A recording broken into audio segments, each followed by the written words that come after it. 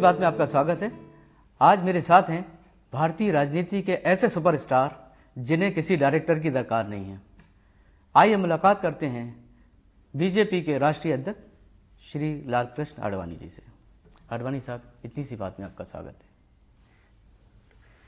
आडवाणी जी, सबसे पहले मेरी एक उत्सुकता को दूर कीजिए कि लालकृष्ण आडवाणी आखिर किस धरती के लाल हैं। वो गुजरात से तो चुनाव लड़ते हैं, राजस्थान में आरएसएस के कार्यकर्ता के रूप में, चाहे जनसंघ के प्रदेश सचिव के रूप में काम करते हैं। ग्वालियर की मतदाता सूची में उनका नाम होता है और कराची में आप पैदा हुए होते हैं। कि आपने तो शाहिर लुधियानवी की उस लाइन को ही उल्टा कर दिया, रहने को घर ही घर है, सारा जहां हमारा। सारा जहां भले शायद हमारा न हो, लेकिन 1947 से पहले का जो भारत था जी, उस पूरे भारत को तो अपना देश कह ही सकता हूँ। गुजरात का चयन जो है वो इस कारण ही हुआ कि मेरे पिताजी कराची से निकलने के बाद स्थायी रूप से जाकर के कच्छ में एक स्थान है कंडला पोर्ट है, जिसको कराची का इक्विवेलेंट करके विकसित किया गया था। तो उस कंडला के पास में एक छोटा सा टाउन है आदिपुर, वहाँ वो रहे थे। इसीलिए स्थायी रूप से कोई हिस्सा बना देश का जिसको मैं अपना कह सकता हूँ, जैसे मैं पहले सिंध को और कराची को कहता था, तो वैसे गुजरात को ही कह सकता हूँ। गुजरात को इसलिए तो नहीं चुना कि आप वहाँ पर एक दूध बनाने की विशाल फैक्ट्री और दूध आपको बहुत पसंद है। तो मुझे दूध दो, मैं तुम्हें विकास दूंगा। ये बात सही है कि मेरे जो आहार के प्रिय व्यंजन हो सकते हैं उसमें दूध एक है। इस उम्र में आपकी सेहत का राज जो है वो अल्पाहारी होना है। आप अपने खाने की टेबल से भी मैंने सुना है कि एक फुल्के की भूख लेकर उठ जाते हैं। तो आपको ऐसा नहीं लगता कि राजनीति की टेबल से भी आप एक फुल्के की भूख लेकर उठ गए? मैं समझता हूँ कि शारीरिक स्वास्थ्य का जो वास्तविक राज होता है वो मानसिक स्वास्थ्य से संबंधित होता है। और मानसिक स्वास्थ्य का राज कोई मुझसे पूछे तो मैं हमेशा कहता हूं कि इट्स माय फैमिली। ये ठीक है कि मेरी एक धारणा रही है कि लोग जितना भोजन करते हैं उतना शायद शरीर को आवश्यकता नहीं होती है, वो उनके स्वाद की आवश्यकता होती है, जिसके कारण वो इतना करते हैं। और इसीलिए बहुत सालों से कम ही खाता हूँ। अच्छा, ये बताइए कि आपको किस एयरलाइंस की टॉफियाँ अभी तक सबसे अच्छी लगी? टॉफियाँ एयरलाइंस की? जी।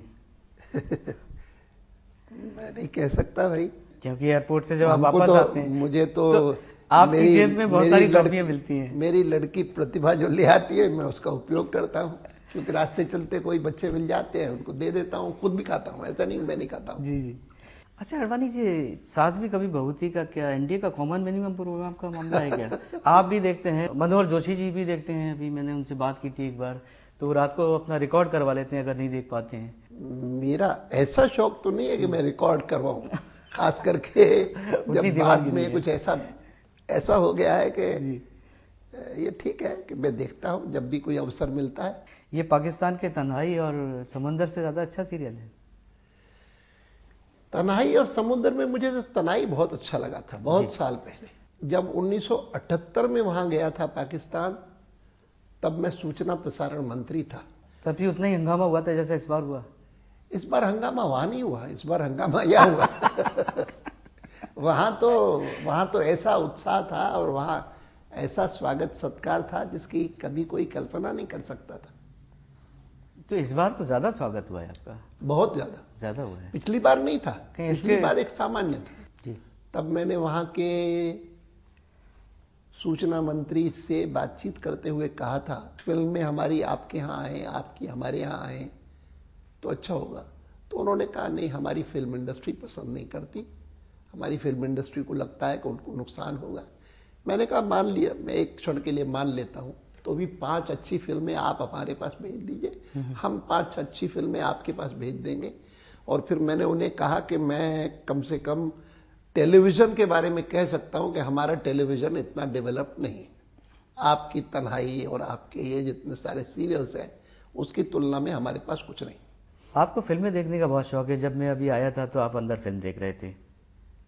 हाँ, बहुत पुरानी देख रहा था। पिछले दिनों में मेरी लड़की प्रतिभा वो ले आई थी डीवीडी जी। प्यासा का, गुरुदत्त का। आपने एक जगह बताया कि आपको पाकिस्तानी गज़ल गायिका मलिका पुखराज, मेहंदी हसन और वहाँ की हीरोइन मरीना बहुत ज़्यादा पसंद है। इनकी तारीफ आपने कई बार की, लेकिन जैसे ही आपने जिन्ना साहब की तारीफ की तो इतना बवाल क्यों हो गया? देखिए, एक तो इनमें से गज़ल के नाते मैं मेहदी हसन को ही उनको अच्छा मानता था, लेकिन मरीना जो है वो, मरीना का नाम तो मुझे खाली वो इस सीरियल के कारण मैं उससे परिचित हुआ। बाकी कोई उसकी मैंने और ज्यादा देखी नहीं सिवाय उस तनाई के। और फिर एक आध बार पाकिस्तान का कोई चैनल था जिस पर चल रहा था तो इंटरव्यू वो कर रही थी एंकर के नाते। तो यहाँ वैसी कोई हीरोइन आपको दिखाई देती है कि जिसकी आप तारीफ करें? अभी इन दिनों में तो कोई मिल गया, उसमें प्रीति जिंटा थी।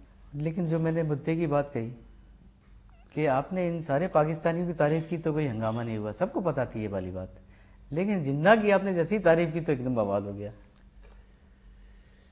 मैंने वैसे जिन्ना की के बारे में उनके 11 अगस्त के भाषण को कोट किया था कि जो उन्होंने कहा कि भाई अब तो पाकिस्तान बन गया है और अब पाकिस्तान बनने के बाद मैं चाहूँगा कि हिंदू अपने मंदिरों में जाएं, मुसलमान अपने मस्जिदों में जाएं और सरकार की नज़रों में दोनों बराबर के नागरिक माने जाएं पाकिस्तान के।